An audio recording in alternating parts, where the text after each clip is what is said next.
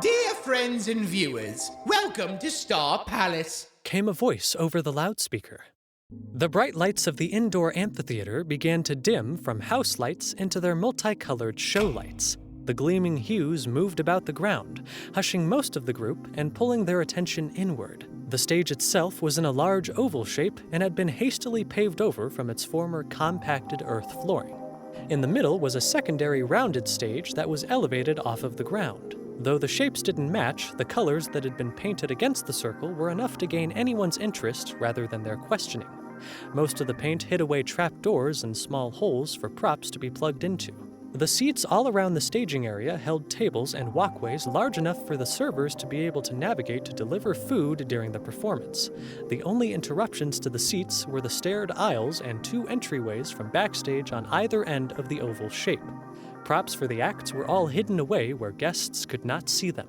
The show you're about to see will thrill you, delight you, and have you on the edge of your seats. You'll laugh, you'll cry, you might even fall in love a little. As the audience shifted with excitement in their seats, their hushed chatting was enough to cover the sound of another voice scoffing over the sound system. Behind the scenes, 2 of the main clowns shoved each other and bickered. The one holding the microphone barely managed to let go of its button, keeping most of the sounds from being heard. Flashes of pastel colors and muted reds streaked before their third companion's eyes as the 2 of them batted at each other like children. She let out a deep sigh, reaching forward with her own long, stretching arms to pull them apart. Finish the intro, She insisted with a huff. That's what I'm trying to do! Her dead-eyed companion responded. They pretended to clear their throat, though they didn't really need to, and stepped right back into their lines. So sit back, relax, and enjoy your dinners. Our performance is sure to give you a night that you'll never forget. How come they get to do the intro? The tallest of the 3 whined out in annoyance. His upper set of arms folded against his chest, while the lower set balled their fists. Out of the trio, he was the only one who had 4 arms. It was one of the many details that might have clued their guests in on the fact that all of them were from different manufacturers. Despite the fact that they worked relatively well together when forced to, the group wasn't originally part of the same set. Zabby, we've been through this. The cotton candy-haired bot said. We switch around. Today it's Mirage's turn. Tomorrow it's yours again. Even though both of her companions were supposed to have the AIs of fully grown adult humans, she was sure that the 2 of them acted more like hormonal teenagers most days. It was frustrating to no end, especially considering the way her own programming forced her to act towards them both on stage. No matter what she did, she always found herself fighting against the programming that was trying to tell her to simply follow along with whatever either of them was saying. Her pale head gave a slight twitch to the side, and her arms gave a strange little shudder that neither of her companions seemed to notice. Oh, don't give me that, Fairy Floss, Zabby replied. The lead should be the one to announce the show. And you're both the lead. Fairy responded, grasping both of them by the shoulders to forcefully turn them around. So lead the way out onto the stage, would you? Big smiles now. It's not like my face can really do anything but smile, Mirage said, pointing to their own face. Unlike Zabby and Fairy, who both had fully functioning expressions on their robotic faces, Mirage's own was incredibly limited. They could move their eyebrow areas, open and close their mouth, and blink. Their mouth, however, was permanently stuck in its wide smile. Some of the guests found their blank black eyes and mouth against their white face incredibly creepy. Others either didn't mind or didn't seem to notice. Whenever Mirage was off the main stage and walking around the building, they more often than not were carrying a marionette around in their arms that gained more of the attention. The trio was met with thunderous applause the instant they stepped out onto the stage. Their bodies never missed a beat, and they each found their own ways up onto the platform. Zabby was tall enough to hoist himself up with ease. Mirage, meanwhile, felt themselves being lifted up by Fairy's long, stretchy arms before she would pull herself up as well. It wasn't that they were so short that they needed the assistance, it was simply faster this way. The 3 of them struck a pose, and once more that applause met their hearing receptors. Despite how good it felt to have those around them cheering, there was still a feeling of emptiness within each of them. No matter the audience, no matter the cheers, no matter the adoration, there was a hole that simply could not be filled. It was always there. The lights felt almost blinding, blurring their sensors and making the audience blend in together as a giant mass of moving shadows. Music swelled around them and they waltzed into their choreography. At that moment, both Mirage and Fairy Floss found themselves glancing at Zabby. The smile on his face was so big, so bright, like a shining star. He was absolutely feeding off of the cheers of those around them. Fairy found herself slipping back into her programming. She pulled her hands to her own cheeks to fawn over him as though he were some kind of Adonis. Deeper inside, she found herself fighting against those feelings and wishing she possessed the confidence that Zabby had to be himself in front of everyone around them. Mirage, on the other hand, still wasn't sure how to feel about the other clown. They too wished they had the confidence that the tallest of the three boasted. Then again, the sanctity of their room was calling them. Their puppets were calling them. There was nothing more they wished to do in that moment than to finish up the show and get back to their room. The shortest of the three burst forward on the stage, stealing the spotlight in their opening number and forcing Zabby to stumble off to the side. Fairy felt her focus switch instantly, and rather than the taller bot capturing her attention, her eyes now fell entirely on Mirage. It was torture.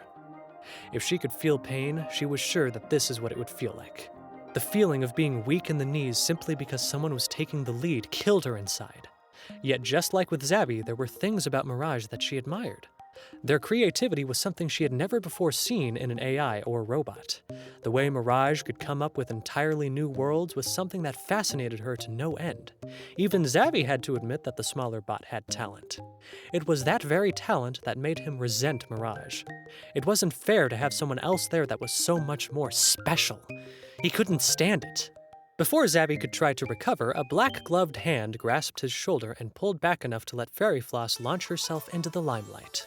With a little twirl, she found herself in front of Mirage as well, causing the shorter one to falter. It wasn't unusual for her to insert herself like that. Normally, Fairy Floss seemed almost subservient. The two behind her shared a glance before continuing on as though everything were completely normal. Admittedly, both of them tended to see the same thing in her cheery attitude. There wasn't much more to the bot. Fairy was simply considered the happy one.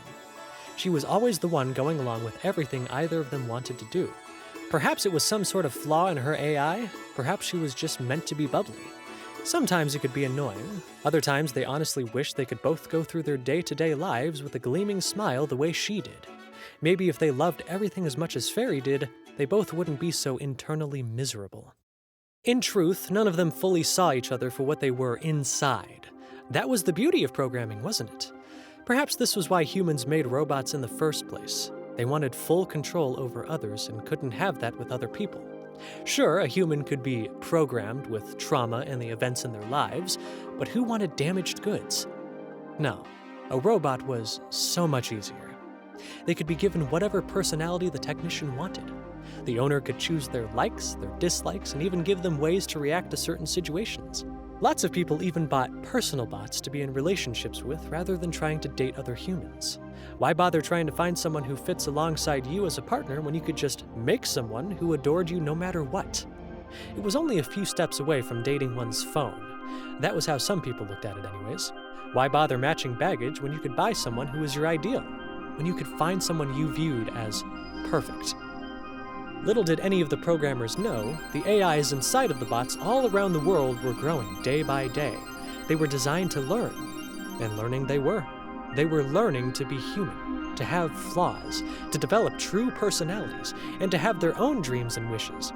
Between humans getting too attached to their robotic creations and the bots themselves evolving, the line was beginning to blur between what it meant to be a person and what it meant to be a robot. This, my friends, is the tale of what can happen when a set of robots become too human. This one's ready. Came an unfamiliar voice. The only thing the clown could do at that moment was hear. There was no sight, no movement, and surely no ability to talk. The voice sounded female, but truthfully the bot wasn't sure what the human actually was. All he knew for sure was that it wasn't a voice that he recognized. In fact, the more he tried to dig into his files for past memories, the more he realized that a good chunk of them were suddenly missing. His system was telling him that it was currently August 31st. His last dated memory file was from June 5th and seemed to be interrupted halfway through. Another voice spoke up, but Zabby didn't listen. Instead, the tall bot was trying his best to recall what was missing from the gap in his memory. No matter how many times he replayed it in his mind, it stopped abruptly in the middle of a conversation with a small child. There was no way it was gone permanently. Like most computer systems, his own mind still held some sort of permanent record of everything that happened while he was on and functioning. The problem was figuring out how to access it. Before he could try again, an image flickered in his sensors. Though the robotic clown didn't need to adjust to light the same way humans did, it still felt very much like he just walked out into the sun after being in the dark for days on end. The entire area was completely unfamiliar. A woman with a long doctor's coat stood before him, though it wasn't clean like the ones he was used to seeing in the hospital. A few small coffee stains and something that looked like hydraulic fluid spotted the bottom of it. Lazy smoke wafted up from the cigarette in her hand, seeming to mind just as little as she did as to where it went. Look, lady, Zabby started before he could stop himself. this is a hospital. You can't smoke in here. Rather than listening to him, the woman took a long drag and allowed the smoke to pour out of her mouth without a care in the world. From that motion alone, Zabby could see just how yellowed her teeth were. He'd known her for all of 2 seconds and could already see that she lived off of nicotine and coffee. I hate to break it to you, kid, but you aren't in a hospital anymore. She responded. What? It wasn't often that Zabby's words failed him. The clown bot was a talker, that was for sure. He was programmed to be that way. When one was expected to hold a conversation with lonely old people and tiny children in a hospital, one had to have the gift of the gab. Now Zabby couldn't seem to get anything together. Don't think too hard. The woman said. Might interrupt the download. It only took a moment for the clown to realize what she meant. As they spoke, new programming was being added into his system. None of the medical programming had been removed as far as he could tell, but the new software confused him. Why would he need to balance on a tightrope? Where was the hospital? What about all of his kids? They needed him. I think there's been some kind of misunderstanding. He insisted. I need to get back to my patients. I'm supposed to be. We bought you. The coat-wearing woman interrupted him. No more kids, no more patients, no more hospital. You got it? That was enough to make Zabby go silent. He'd been sold? A wave of strange feelings flowed through his circuits with the intensity of a hurricane. Sorrow, betrayal, and more than anything, a feeling of being unwanted swirled inside of him. Never before had he felt anything he would have related to pain. Not like this. Sure, he'd felt what humans would describe as sadness when a patient didn't like him, but it was nothing compared to this feeling of complete and utter hopelessness. He wasn't sure if his body felt heavy because he couldn't seem to move it, or because of the surge of emotions. If that's too much for you to process, we might need to look into your system. She uttered. That was enough to pull him back to the reality of the situation. The room came back into view as he focused on her rather than his own thoughts, and he attempted to shake his head. No, I understand, he replied. but why? Why what? Why did they sell me? Never before had he heard his own voice sound so desperate, so lost. It actually bothered him far more than he would ever be willing to admit out loud. After all, he was the one who was supposed to have everything under control. Don't worry about it. Was the only answer he was given. You're now owned by Star Palace and DD Entertainment. You're a performer now. She paused to take a long drag of her cigarette, only to blow the smoke directly into his face. If he could have winced away, he would have. Yeah, so we're going to leave your medical programming just in case we have any emergencies on site. You'll be able to take care of the guests or staff until paramedics arrive. I don't think you'll be using it much, though. And who exactly are you? Zabby asked. Just call me Doc. The woman sighed out in annoyance. Everyone else around here does. Why should you be any different? Doc, huh? How ironic that she'd tell him he was done with hospitals only to take on that kind of nickname for herself. Did she even have the credentials to call herself that? Exasperation joined his other emotions, bubbling up inside of him with a strange sort of heat. How could she take him away like this? He'd promised to read The Velveteen Rabbit to the children. Maud would surely lose her glasses again, as the old woman often did. Who was going to lead Thomas through the halls in the middle of the night when he couldn't sleep and needed to walk?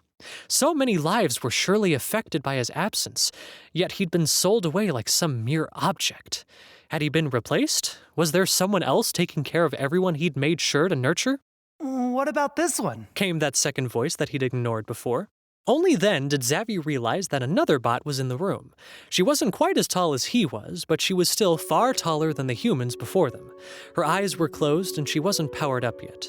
Doc picked up her clipboard, chewing on the butt of her cigarette as she read through the records laid out before her. Factory reset it. She responded. This one's old programming is useful. That one's doesn't matter.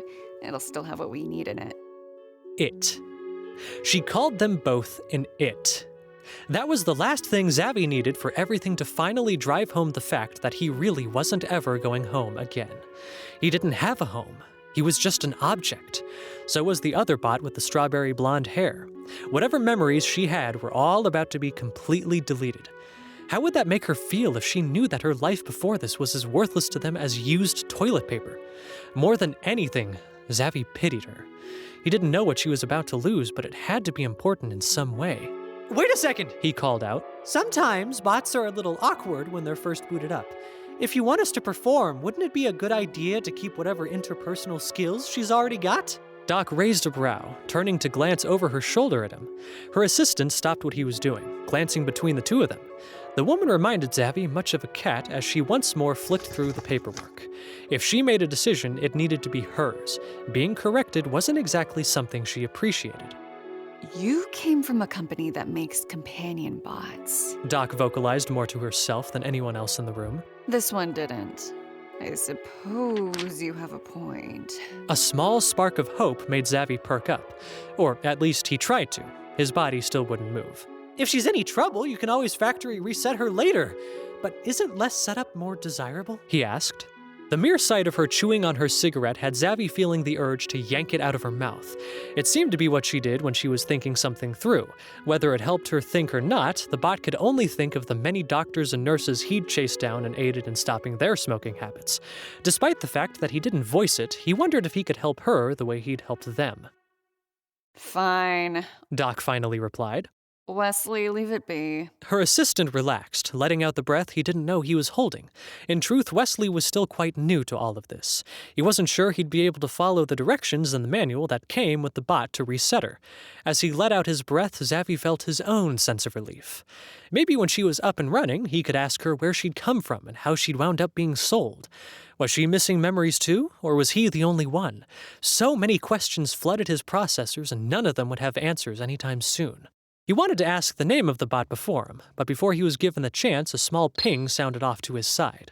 It's done, Doc said. All of the files they'd been uploading into his hard drive had been completed. There was far more information there than he'd expected. Turn it off for now. We'll reboot them both when the building's finished being remodeled. Hey, wait a minute! Why can't I look around? Zabby demanded. You'll just get in the way. Doc answered in annoyance. What about the third one? Wesley asked. It's late. Was the only answer given.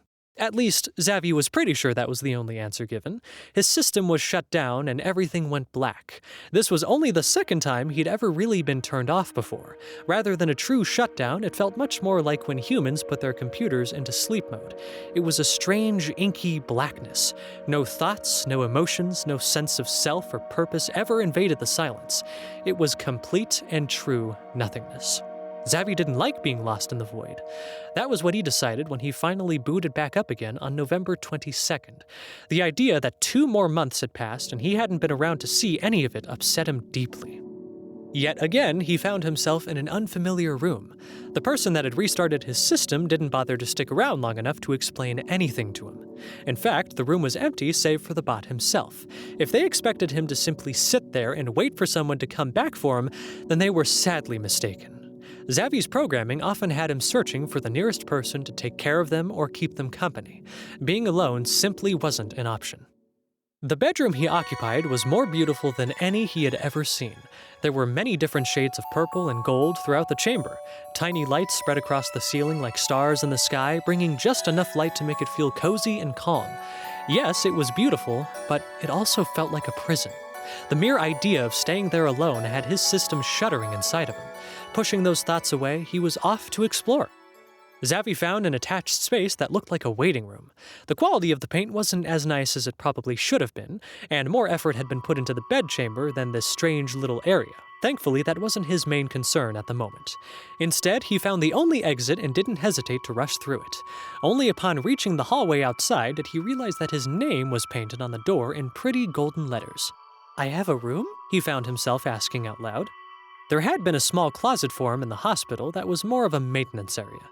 He could hook himself for updates and there were spare parts there, but there was nothing akin to a bedroom or living area.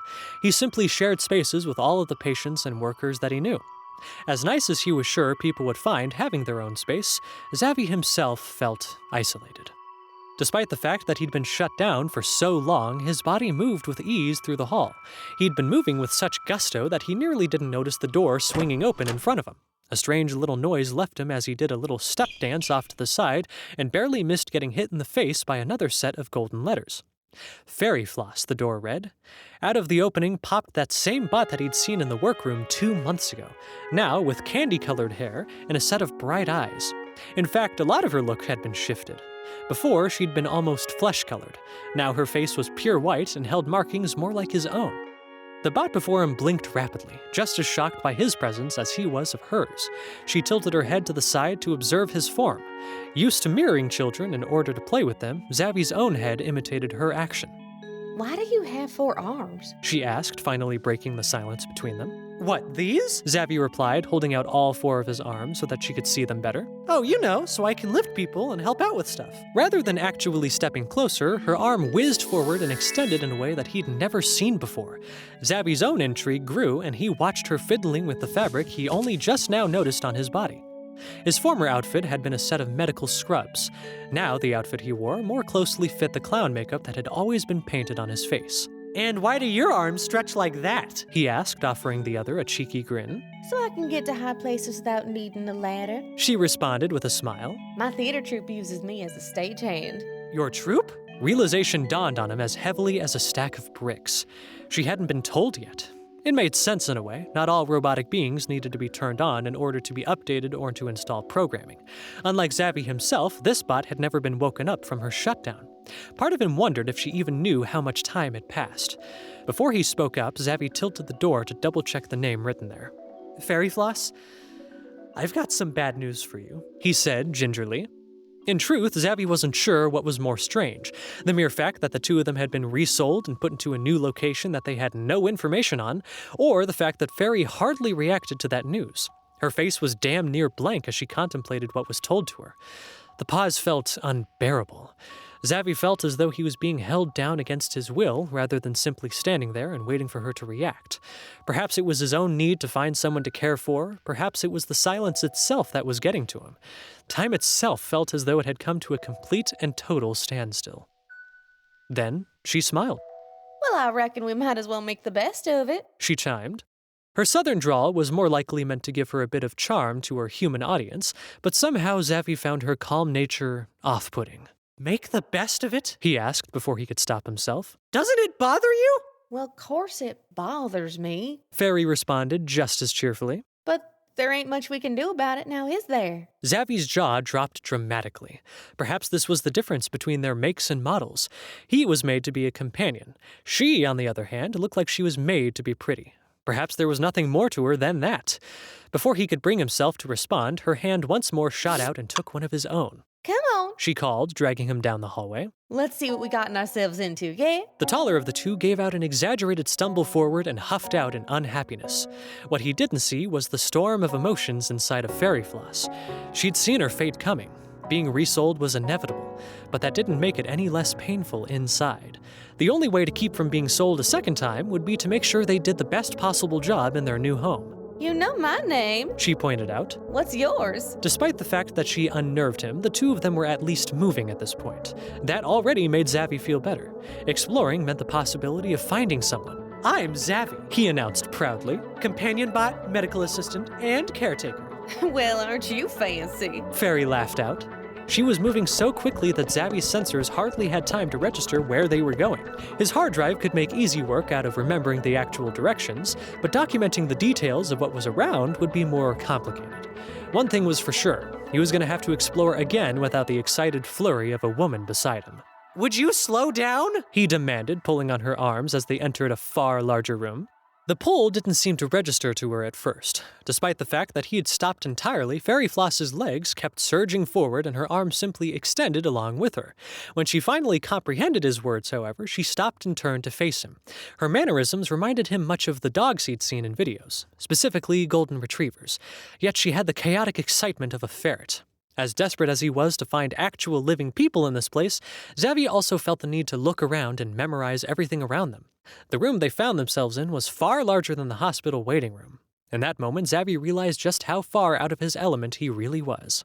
Toto, we sure aren't in Kansas anymore. Fairy noted, gazing around the room. Don't even look like it's open yet, does it? Finally, she released his hand. Despite the fact that she wasn't who he'd been searching for, Zabby suddenly found himself missing the touch.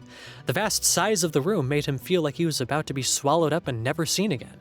Whatever furniture was in the room was covered in white sheets, like lonely ghosts wandering through the vaporwave abyss. An area that was meant to be teeming with life was quite intimidating with no signs of anything at all. The neon signs of the walls were all off, there was no music, and there was no sign of anything but the two bots who found themselves in the middle of it all. Had the two been able to breathe, they surely would have been holding their breaths as they waited and hoped for any sign of life in the building. It felt as though the very building itself was about to swallow them whole. In fact, there were no windows anywhere. The only door in the room suddenly burst open, causing both of the bots to jump backward from it. Bright light from the outside streamed in, and the sounds of shouting and struggling reached their hearing receptors. A group of humans fought with a giant crate, and Zabby could hear Doc somewhere in the fray barking orders as the wooden box tilted this way and that. Before either bot had time to react, it came toppling down to crash against the floor. It fell so hard that the lid actually cracked open. Packaging peanuts and little plastic sacks of air fell out as something dark rolled out of the box. A single hand flopped out beside the dark object, the burgundy glove showing no signs of life. If you damaged it, I swear you're in deep shit! Doc shouted out in the background, though the two paid her no mind. What's that? Fairy asked. The gloved hand wasn't what she was referring to by any means. Both of them already knew what that was. It was another bot. Oh no, the object she was pointing to was the thing laying beside it. Zabby stepped closer, kneeling down to look it over. It looks like a puppet? He noted, though it sounded much more like a question as it left his lips. While he could see the joints in its arms, the rest of it confused him. Rather than legs, it looked like the puppet had a thick bottom half, almost like a mermaid's tail. Yet at the end, it held no fins. It almost looked like the splay of an ink spot.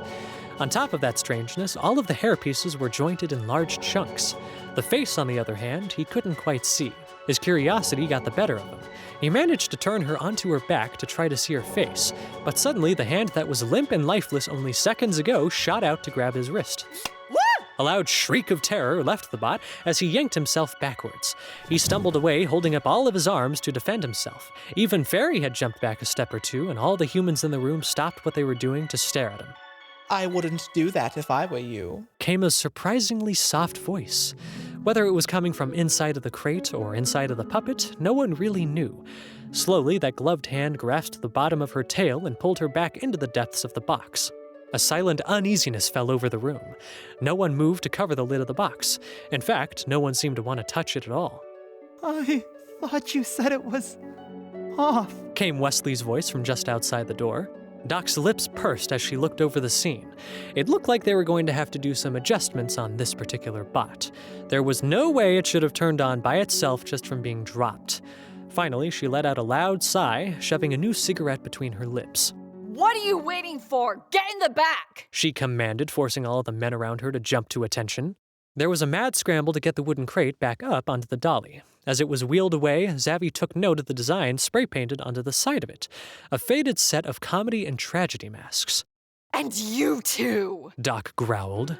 Get back to your rooms. I'll deal with you later. Once more, Fairy's hand slipped into his own, and once more Zabby felt himself being pulled along. While he let himself be pulled willingly, a heavy pout formed on his lips. He felt more like a kid being grounded than a bot that was meant to be taking care of people. Come on. Fairy chimed, giving him a tiny tug. Cheer up. It'll get better. I hate it here. He whined. Well, maybe that new friend will bring in some excitement. She responded, meaning the new bot in the crate. Maybe there's more than one. Her enthusiasm should have been contagious, but the mood had already been ruined for Zabby. Perhaps if the crate hadn't fallen over, Zabby could have continued exploring. If they hadn't reacted the way they had, he might have been able to get to know some of the people there. The way he viewed it, the bot inside ruined his chance. I don't like them either.